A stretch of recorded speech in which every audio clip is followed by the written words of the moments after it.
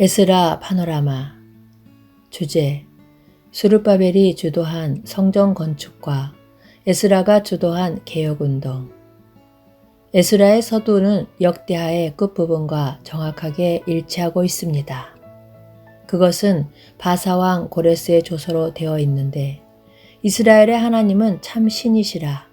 너희 중에 무릇 그 백성된 자는 다 유다 예루살렘으로 올라가서 거기 있는 여호와의 전을 건축하라.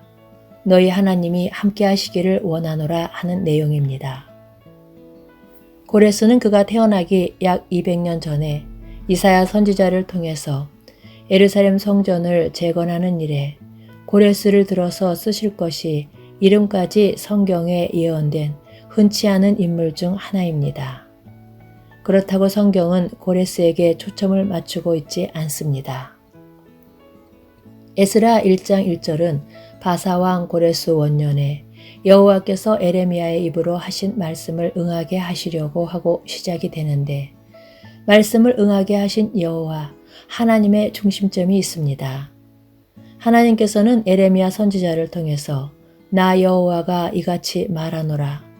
바벨론에서 70년이 차면 내가 너희를 권고하고 나의 선한 말을 너희에게 실행하여 너희를 이곳으로 돌아오게 하리라 하고 말씀하셨던 것입니다. 그 말씀을 응하게 하시려고 바사왕 고레스의 마음을 감동시키셨다 하고 에스라는 시작되고 있는 것입니다. 에스라서는 크게 두 부분으로 나누어집니다.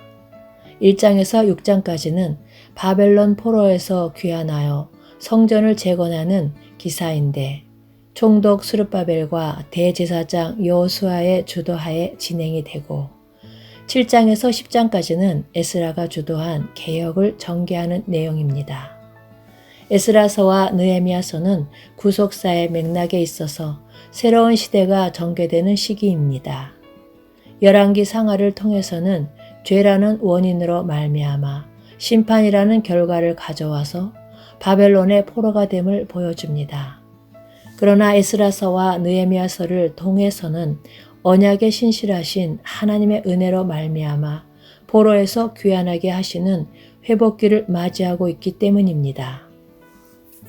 다시 말하면 열왕기 상하가 문제라면 에스라 느헤미야서는 해답인 셈입니다.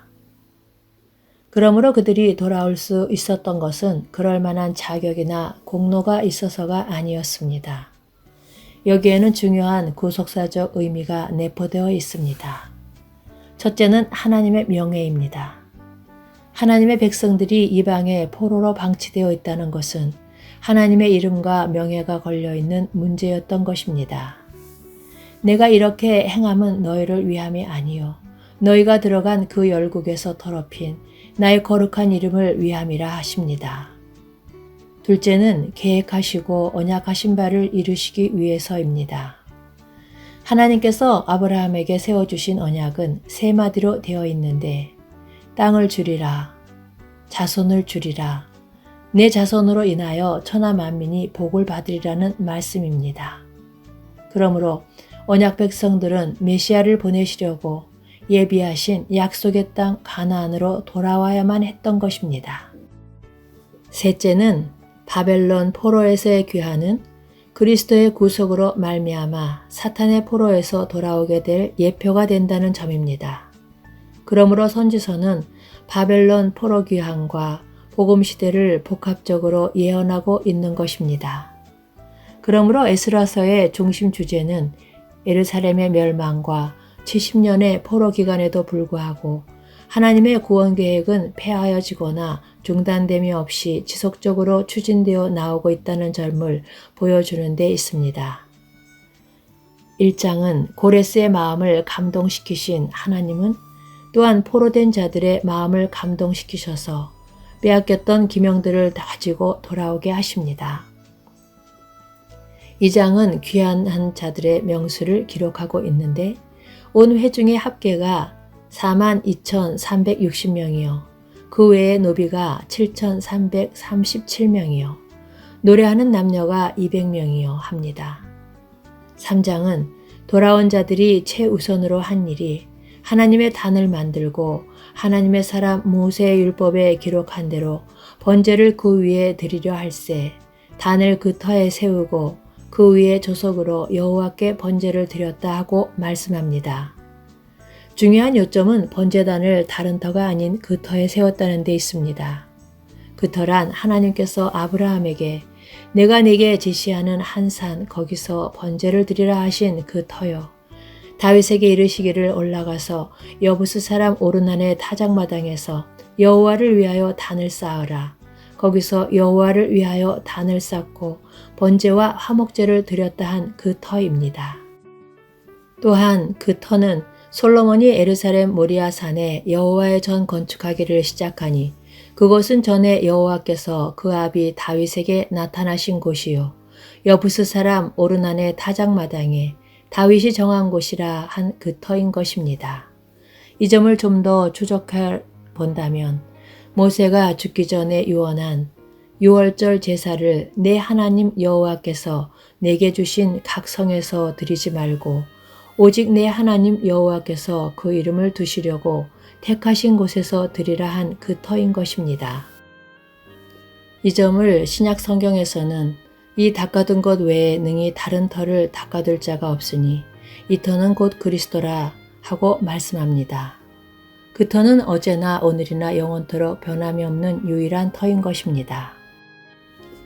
4장은 3장에서 그 터 위에 세우기를 시작한 성전 건축은 4장에서 방해에 부닥쳐서 중단이 되게 됩니다. 그 원인은 아수르의 혼합 정책에 의하여 혼혈족이 된 사마리아인들이 우리로 너희와 함께 건축하게 하라. 우리도 너희같이 너희 하나님을 구하노라 하고 제의해 온 것을 우리 하나님의 전을 건축하는데 너희는 우리와 상관이 없느니라 하고 거부했기 때문입니다. 이 점에 대하여 형제의 판단은 무엇입니까? 형제라면 저들의 제의에 대해 어떻게 했겠습니까? 5장에서는 선지자 학개와 스가랴의 격려에 힘입어 하나님의 전 건축하기를 시작하며 하고 중단되었던 성전 건축을 다시 재개합니다. 에스라의 핵심장은 6장입니다. 드디어 다리오 왕 6년 아달월 3일에 전을 피력하니라 하고 말씀합니다. 이스라엘 자손과 제사장들과 레위 사람들과 기타 사로잡혔던 자의 자손이 즐거이 하나님의 전 봉헌식을 행하니 합니다. 주목할 점은 이스라엘 지파의 수를 따라 수염소 12로 이스라엘 전체를 위하여 속죄제를 드렸다는 대목입니다. 이 말씀은 500년 가까운 세월 동안 분단되었던 남북이 아픔의 상처를 딛고 하나로 재결합됨을 보여줍니다. 아수르로 끌려간 북쪽 이스라엘은 영영 돌아오지 못하였지만 그들 중에 경건한 자들은 남쪽 유다에 기순하여 12지파의 명맥은 끊어지지 않았던 것입니다. 후에 에스라와 함께 돌아온 자들이 번제와 속죄제를 드렸을 때에도 이스라엘 전체를 위한 수송아지가 12이요 또 수양이 96이요 어린 양이 77이요 또 속죄제의 수염소가 12이니 합니다.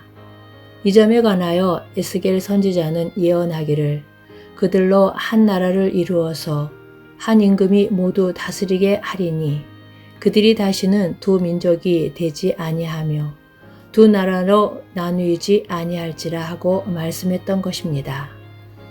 나아가 이 말씀은 유대인과 이방인이 예수 그리스도 안에서 하나가 될 영적인 통일을 전망하고 있는 말씀입니다.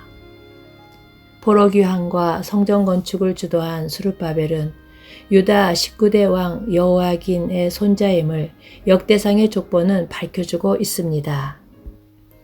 스룹바벨의 이름은 그리스도의 족보에도 올라 있는데 유다 지파 다윗의 자손으로 왕통을 이어받은 여자의 후손의 줄기입니다.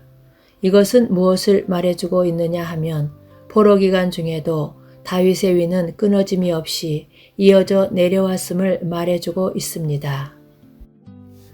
그런가 하면 개혁운동은 1차 귀환으로부터 약 80년 후에 제2차로 귀국한 에스라에 의해 주도되었습니다. 그러니까 6장과 7장 사이에는 약 80년의 공백 기간이 있는 것입니다.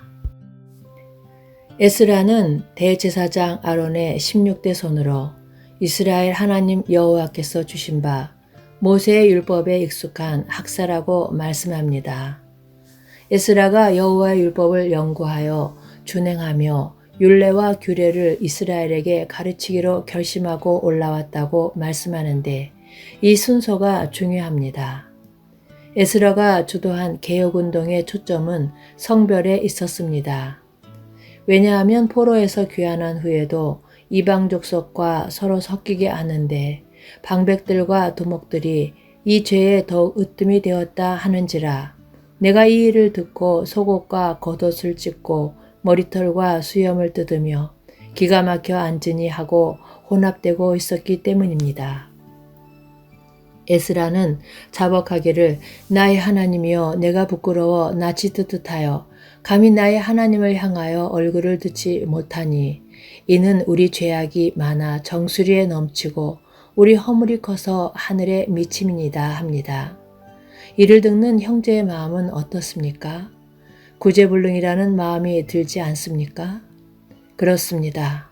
홍수 심판을 10번, 100번을 때려도 불심판 바벨론 포로를 10번, 100번을 때려도 인간의 자력으로는 구원에 이를 수가 없다는 점을 철두철미 보여주고 있는 것이 역사서의 기록 목적이기도 합니다. 그래서 에스라는 이스라엘의 하나님 여호와여 주는 의롭도소이다. 우리가 남아 피한 것이 오늘날과 같사온건을 도리어 주께 범죄하였사오니 이로 인하여 주 앞에 한 사람도 감히 서지 못하겠나이다 하고 진술합니다. 하나님은 이 자력 구원의 불가능성을 빨리 깨닫고 인정하기를 원하십니다. 오해의 소지가 있을 것이 예상되므로 한마디 부언합니다만 성별의 삶도 메시아 언약을 보수할 때만 가능하다는 점을 역사서가 보여주고 있다는 점입니다. 은혜를 놓치게 되면 윤리에도 실패하게 된다는 말씀입니다. 이런 맥락에서 포로귀환, 즉 회복기의 역사에서 주목해야 할 점은 남은 자라는 주제입니다. 이 점을 이사야 선지자는 이스라엘이여 내 백성이 바다의 모래가 들지라도 남은 자만 돌아오리니 하고 예언한 바입니다. 남은 자라는 주제는 포로귀환에 국한된 것이 아닙니다. 홍수 심판에서 보는 바대로 인간의 소행으로는 멸절될 수밖에 없는 것을 하나님께서 주권적으로 남은 자를 있게 하신 것이 구속의 역사입니다. 하나님의 역사는 예루살렘에 잔존해 있던 자들도 아니요 그렇다고 포로된 자 전부도 아닌 남은 자에 의해 계승되었던 것입니다. 에스라도 기도하기를 우리의 약한 행실과 큰 죄로 인하여 이 모든 일을 당하였사오니 우리 하나님이 우리 죄악보다 형벌을 경하게 하시고 이만큼 백성을 남겨주셨사오니 합니다. 성전을 중건한 후 단행된 에스라의 개혁운동의 초점이 이방 족속과 서로 섞이게 된 통합 문제가 중심 과제가 된 것도 남은 자에 대한 성별과 정화에 있었기 때문입니다. 이들은 메시아가 태어나야 할 혈통을 보존해야만 했던 것입니다. 바벨론 포로에서 귀환하게 되는 구속사적 의미는 애굽 바로의 종이 되었다가 해방된 것과는 다릅니다. 출애굽 사건은 사망에서 생명으로 옮겨진 구원과 관계가 있습니다. 그래서 그때는 세례를 의미하는 홍해도하의 물이 강조되어 있습니다. 그러나 바벨론 포수로부터 귀환은 징계와 관계가 있기 때문에 불이 강조되어 있습니다. 그래서 이는 불에서 꺼낸 그슬린 나무가 아니냐 하고 말씀하십니다. 이는 다윗에게 언약하신 바 저가 만일 죄를 범하면 내가 사람 막대기와 인생 채찍으로 징계하시겠다던 징벌이었던 것입니다. 하나님께서 자기 백성을 불가마 속에 집어넣으셔서 연단을 하신 목적이 어디에 있었을까?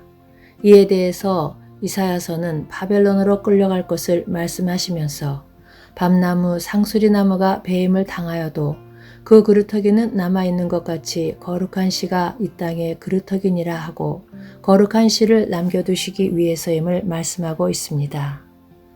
에스라서에는 여호와의 손이 자주 등장합니다.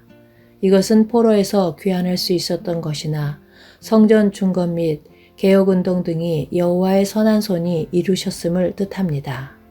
이사야 45장 1절에는 나 여호와는 나의 기름받은 고레스의 오른손을 잡고 열국으로 그 앞에 항복하게 하며 하고 말씀하는데 여호와의 손이 고레스와 수르바벨과 에스라 등을 붙잡으셔서 도구로 사용하셨다는 것입니다.